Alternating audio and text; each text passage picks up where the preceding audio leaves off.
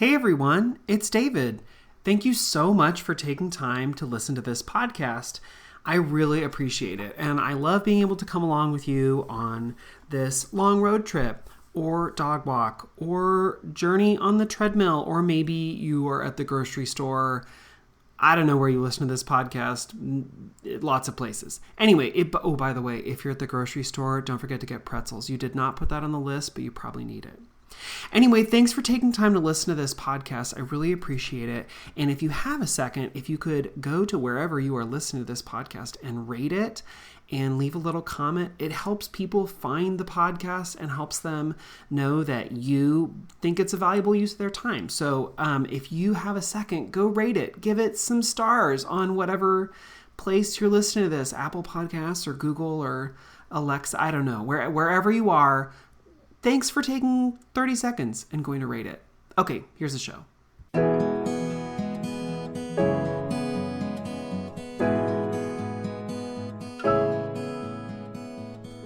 Hi everyone, welcome to Make Moments Matter, a music education podcast where I share lesson ideas, songs, games, and inspiring things for your elementary music classroom. My name is David Rao, and I am the music teacher who blogs at makemomentsmatter.org. This episode of the podcast is a replay containing the audio version of a Musical Mondays live video. If you're not familiar with Musical Mondays, every Monday night at 8 p.m. Eastern Time, I go live on Facebook and Instagram to share about the lessons that I'm using in class with my students. I give a recap of my kindergarten through 5th grade lessons and then do a deep dive about one grade level and share the books, instruments, songs, and process that I use to teach the lesson to kids. This podcast episode contains all the audio from the Musical Mondays video, but if you'd like to see a replay of the video itself, you can find a link to the archived video on YouTube when you click the link in the notes for this episode. Thanks so much for tuning in. Here's the show. Hey everyone, my name is David Rao, and I'm the music teacher who blogs at makemomentsmatter.org. You can also find my ideas on Facebook, on Instagram, Twitter, TikTok, Pinterest, and a couple other places when you search for my name, David Rao, or Make Moments Matter. Tonight, I'm going to be sharing another Use It or Lose It video about something that you should use in your classroom and then something you should take out of your classroom. Tonight, I'm talking about Asian representation in books that we often use in our classroom and some thoughts about that. That's coming up in just a second. If you hear me talk about a link or a blog or something that you're interested in, I have all of those things linked on one page on my blog. If you go to makemomentsmatter.org and click the video tab, there's a recap page for this school year, or just wherever you're watching, listening to this, there should be a direct link at the bottom of the caption for this video. Also, if you are interested, over this long weekend, I was looking for fun things for my classroom, things that I'm interested in, speaking of the links page, and I got to going on what would be so much fun, and I fell down a rabbit hole, and so I made an Amazon idea list, which is like a list that you can just like peruse and whatever, and it has just a ton of like silly random fun things for your classroom, anywhere from like a little like lamp that looks like the globe, or it looks like the moon, you tap it and changes colors, to like fidget toys, to like decoration and like desk stuff. I mean, like I said, I was sitting watching TV and went down a rabbit hole. Anyway, so speaking of the links page, if you want, I linked that on the links page. You can go and just see all of the random stuff that I don't know, I may or may not buy for my classroom at school, but would be super fun. Go check that out if you want. Okay, and one more thing.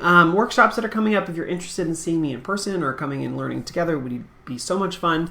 Not that online video stuff is not fun, but it'd be fun to meet in person. So I'm going to be in Anchorage, Alaska this in a week, basically the 14th through the 16th, if you're part of the Alaska ORF chapter. I'm so excited to be there. If you're not a part of the Alaska ORF chapter and you want to come join us, please do. I'll be at the Northwest Ohio ORF chapter on October 14th, and then the Michigan Music Educators Fall Conference October 21st. So write it down on your calendar. I hope to see many of you guys there. Okay, so last week I talked about a book that you should use in your classroom and a book that you should take out of your classroom. And today I have the same sort of format. I'm going to talk about a book but I'm going to flip it. I'm going to talk about a book that you should take out of your classroom, and then a book that is great for your classroom you should use instead, or use along with lots of other great resources. So also, I'm continually trying to expand and learn more and add more books to my classroom library. So I'm talking tonight about Asian representation in children's books, just in 2 books. But there are so many books out there. I have a whole list on the links page of books that are great with Asian representation, either as protagonists or the story, or a big part of the story, or maybe it is an actual folktale, or I'm just trying to do my best to collect as many stories as I can. It's not a super huge list right now because while there are many, many books out there with Asian protagonists or Asian storylines, not all of them are as simple, just easy to pick up and use in the music classroom. So I tried to pull out stories that either had a musical thread, or dance or musical instruments were related, or seemed more easy to include in your classroom, because there are many, many, many books that are cool, but wouldn't be as easy to just pick up and use in your classroom if you're interested. But if you have a book that is not on that list, please send it to me and I will add it to the list so that anybody else who looks at that can see and learn with the both of us. Anyway, so there's a whole list of books that you could use in your classroom if you're interested. And there are many more out there. Send me your recommendations. Okay, so the book I'm going to start with is the book that you should take out of your classroom or think about, and I'll explain why. But it's a book that you may be familiar with, and it's called Tikki Tikki Tembo. It's written by Arlene Mosel and illustrated by Blair Lent. Let me just read just a part of it, because I think a lot of folks maybe know it from use in their classroom. Use when we were growing up, or use because it's not a new book, it's an old book. But I'll just read just a part of it so you can remember with me. I don't know. Once upon a time, a long, long time ago, it was the custom of all the fathers and mothers in China to give their first and honored sons great long names, but second sons were given hardly any name at all. In a small mountain village there lived a mother who had 2 little sons. Her second son she called Chang, which meant little or nothing.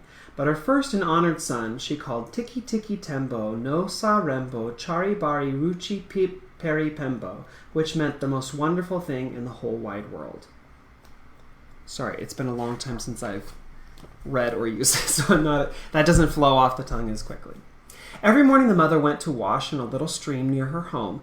The 2 boys always went chattering along with her. On the bank was an old well. "Don't go near the well," warned the mother, "or you will surely fall in." Do they listen to that advice? No. The boys did not always mind their mother, and one day they were playing beside the well and on the well when Chang fell in. Tikki Tikki Tembo no sarembo, chari bari ruchi pip peri pembo, ran as fast as his little legs could carry him to his mother. "Most honorable mother, Chang has fallen into the well." "The water roars, little blossom, I cannot hear you," said the mother. Then Tikki Tikki Tembo no sarembo, chari bari ruchi pip peri pembo raised his voice and cried, "Oh, most honorable one, Chang has fallen into the well." "That troublesome boy," answered the mother. "Run and get the old man with the ladder to fish him out." Okay, so this is the basic story. They go get the old man with the ladder. He helps get the kid out. Child saved, right? Okay, but then, they pump the water out of him, push the air into him, pump the water out of him, push the air, and Chang was as good as ever. Okay, hooray! Not the end of the story. Okay, so several months they didn't go near the well, but then they ran to the well to eat rice cakes, and they played on the well, and then Tikki Tikki Tembo with full name fell into the well, and Chang went down to try and tell the mother, and she can't really hear him because the water's so loud, and then he says Tikki Tikki Tembo's but not the whole name, and so she's saying say his whole name with reverence, and then but he's so out of breath because he's been running and stuff. Anyway, so it's a long story. Anyway, so he he like keeps trying to tell his mom. She keeps saying like, no, you need to say his full name. I can't hear it. Blah blah blah. So anyway, they get the old man. They pull him out of the well. He was dreaming. Sorry, I forgot about that part. But so the old man doesn't go. So he just grabs Anyway, he gets him, grabs the thing. They go save the kid. Hooray! And the water's so long. And he was never quite the same. Whew. Wow. And from that day to this day, Chinese have always thought it wise to give all their children little short names instead of great long names. Because it took so long to get him out because his name was too long. Anyway. So, that story. It's an interesting story, and I first learned about it when I actually did not know and no one like taught that as like a teacher to me when I was a child in elementary school. I first learned about it from like a music PD in the first district I worked in years and years and years ago. And I'm not sure I've ever used it. I know people who do though, and the thing is that the story is not necessarily accurate. It starts out by saying it's an old Chinese folktale. The research that's been done about it is that the closest they could find is maybe a Japanese folktale, but even then it doesn't really quite follow the story.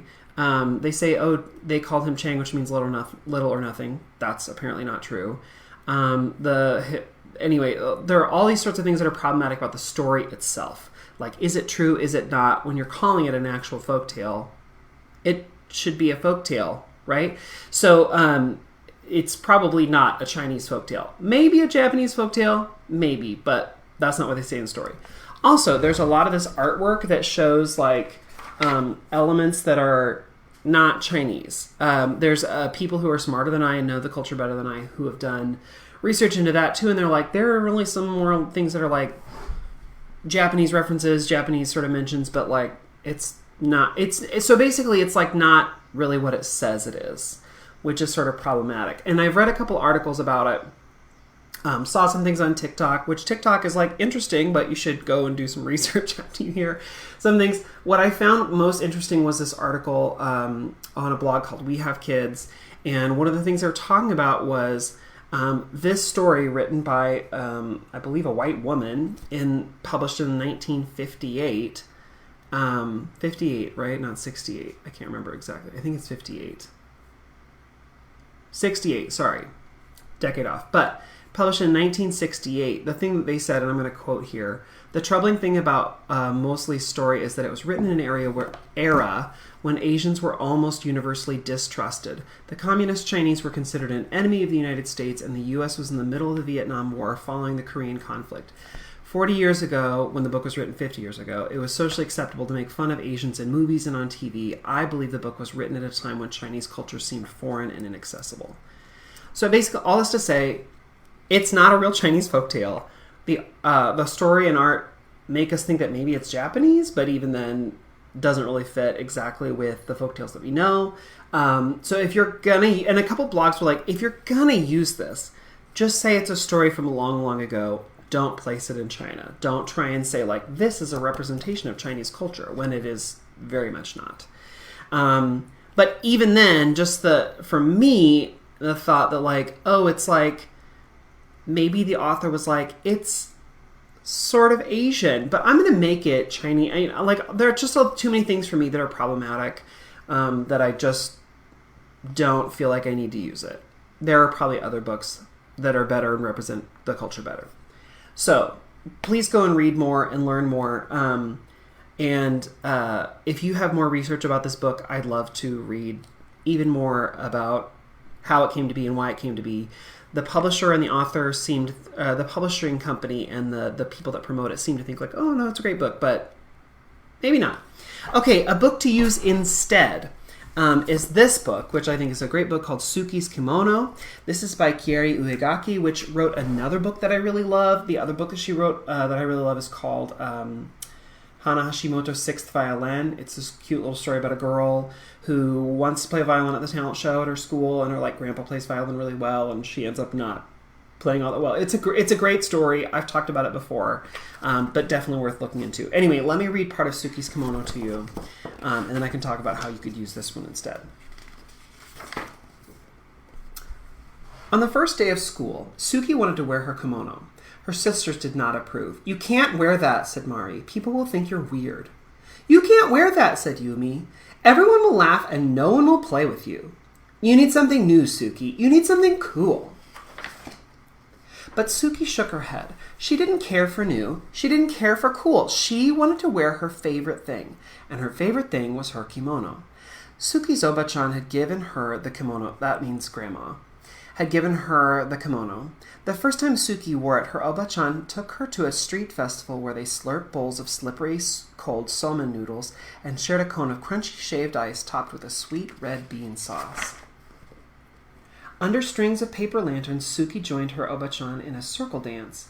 She followed her and copied her movements, trying to be as light and as graceful.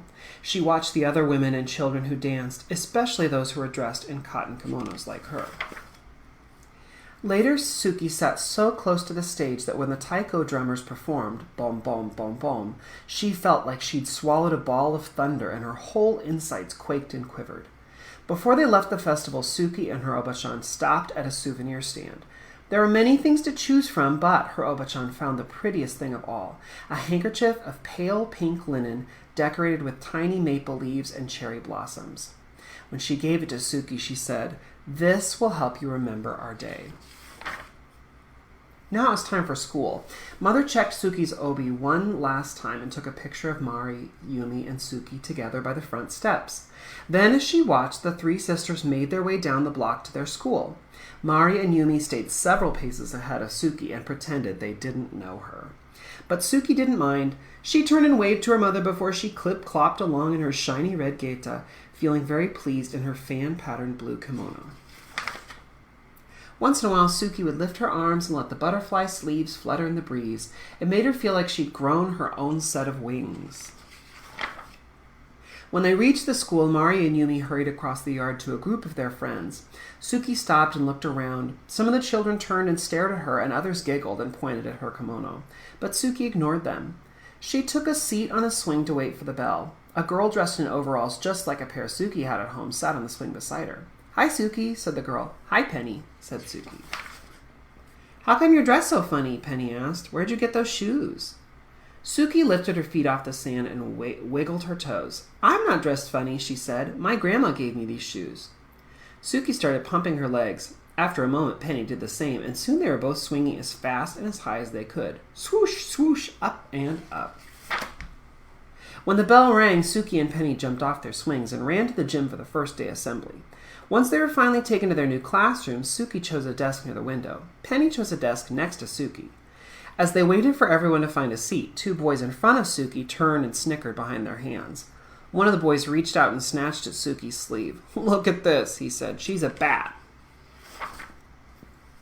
Suki felt her cheeks burn, but she did not respond. Instead, she concentrated on sitting up and straight and tall, the way her Oba-chan always did. It was easy to do with an obi wrapped snug around her middle. Her obi was golden yellow, and in its folds Suki had tucked away her pale pink handkerchief. "Welcome to the first grade," said the teacher. "My name is Mrs. Paggio," she smiled. "Let's introduce ourselves and tell everyone what we did this summer." When it was her turn to speak, Suki stood up and told her teacher her name. "Hello, Suki," said Mrs. Paggio. "What did you do this summer?" "My grandma visited us," she said, straightening her sleeves. "She brought me my kimono and my geita." Suki raised her foot to show her teacher the wooden clog. Somewhere in the classroom someone laughed, but Suki took a deep breath and continued. "The best thing was that she took me to a festival, and there were dancing girls dressed like me, and they danced like this." She took a few steps and swayed her arms sideways. "Look, now she's dancing," someone said, but Suki didn't hear. She hummed the music she remembered hearing at the festival. She remembered how it felt to dance barefoot in the open air on fresh-cut grass that tickled her toes. She tried to picture the other dancers, how they moved forward in the circle with the rhythm of the music, how they stamped their feet, first right, then left, swung their arms first up, then down, how they stepped back, and then clapped. When Suki couldn't remember the next step, she made it up just to keep dancing. 1, 2, 1, 2, 1, 2, stop. When she finished, the room seemed very quiet. Everyone was watching her. Suki sat down, wondering if she was in trouble. But Mrs. Poggio said, "That was wonderful, Suki," and she started to clap. Then, so did Penny, and after a moment, so did the entire class. After school, as the three sisters walked home together, Mari and Yumi grumbled about their first day. "No one even noticed my new sweater," said Mari. "No one even noticed my cool shoes," said Yumi, but Suki just smiled. As she clip-clopped along behind them, Suki pulled out the pale pink handkerchief from her obi and held it up over her head to catch the wind. And in her blue cotton kimono and in her shiny red geita, Suki danced all the way home. Okay, so in comparison to Tikki Tikki Tembo, which is Asian adjacent, maybe, not real story, not real folktale, came out during a time when making fun of Asian people was not uncommon. Compared to that, this book is like a breath of fresh air, so different. So what I love about this book is it shows us the context of the girl and of her family. It lets us know why she has the kimono, what's the history. She's hearing from grandma. She's got these connections to family. She's been to this festival, and kids can connect to that. Like, I love that, like, before anything really happens, it gives you this context of her family and the connections that she made and all the things that she sees. I think that's so cool. And then she goes to school and she sits with her friend, and her friend's like, "Why are you wearing these weird clothes?" And she's like, "Oh, here's why," and blah, blah, blah. And her friend's like, "Oh, okay, great." And then she goes to her class and gets some of that pushback as well. And then again, demonstrates it and gives her, not that she's not a little nervous. I feel like she is nervous to share this with her classmates, but she gives her story and talks about all these great connections she had. And then they like sort of understand a little bit. It doesn't go into depth about what happens with all the kids, but I feel like it's that great like opening door of like getting more information. They're starting to understand, get her story a little bit better. And I just love it. Like it shows you so many things that if your students are hearing it, they might be like, "Oh yeah, I've been to one of those festivals," or "Oh yeah, I do. My grandparents do tell me stuff," or whatever, or, teach me things. And then that's all before they come into this classroom setting where then Suki is sort of like made fun of. And so the kids, I feel like, will resonate with Suki before anything else happens. And then they see the reactions of other kids. So I just love how this like gives them a real life story of like, what is it like being that kid, bringing in something new, or being a culture bearer, coming in and giving more context or giving new information. What is it like to be that person? Because not all of them have been in that situation. So I think this is just such a super cool book. Especially in contrast to Tikki Tikki Tembo, which is like pretending to be a real story from a culture. Like this is actually giving us like real fun, cool connections. And there are so many things you can do, I think, as a music teacher. You can connect to the festival, you can connect to the music, you can connect to the dancing, you can connect to these culture points. If you have a song or something that you want to bring in, whether it's related to this culture or not, if it is, great. But if you want to say, like, this is just her experience, and here, so it can give you context for a conversation about when I bring in any song from any culture, how are you going to react? If it doesn't fit with your understanding, is that good or bad? Or, how do you react to that? So I feel like this is a great beginning of the year book to read.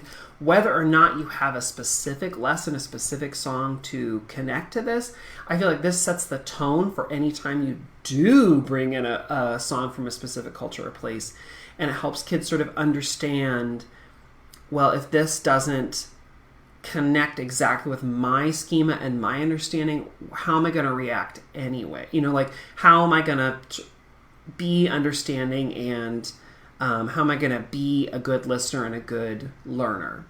Anyway, so I think this is a super cool book, a great one to use. But like I said, there are many, many, many books that you can use that have Asian representation that are great and wonderful and true to their culture and true to our conversations with kids. And I've linked some of those on the links page on the ideas list. If you have more books that you're like, hey, this is a really great book, you should include this on your list, please send me a message or an email. My email is makemomentsmatter@gmail.com, and I'll add that to the list. But I hope that gives you I hope that list gives you some ideas of like, hey, here's some really cool things that I could go and use in my classroom. And in my video last week, I talked about where you can find those books. And my process is always the same. If I find a new book, I try and get it from my library first, my public library. I try and, go through the collection, try and find a copy before I buy it, so I can see it, prep, and think like, how could I use this in my classroom or how not? And then I go look for it on those discount book websites. I mentioned all of those in last week's video. I have a whole blog post about how to find books and not break the bank doing that. But just like I said last week, I would check it out from the library and then buy it on a discount book website. And if you can't do that, check out the big book dealers like Barnes & Noble or Amazon, whoever, and check them out there. But like I said, go look for those books. The more you start looking, the more you're going to find and the more great connections you're going to make with your students. And like I said, if you have a great book that you love, whether it's Asian representation or not, if you look through all my book lists and you don't see a favorite book there, please send me a message. I'd love to include it in my book list so that I know about it and other people know about it as well. Okay, I hope y'all had a great Labor Day, and I will see y'all next week. And I hope you have a great week teaching and spending time with your kids. Bye, everyone. Have a great night.